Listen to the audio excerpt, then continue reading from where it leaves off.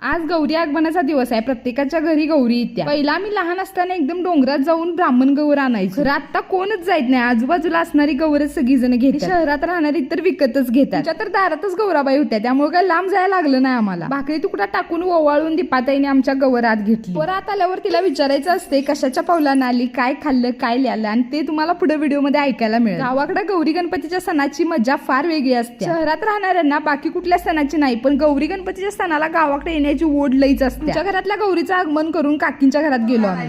गौर सोन्याच्या पावलानं आली. गौरीनं भाजी भाकरी खाल्ली. गौर काय घेऊन आली? गौर सुख समाधान आणि समृद्धी घेऊन आली. गौरीनं काय लिहिलं? गौरीनं हळदी कुंकू लिहिलं.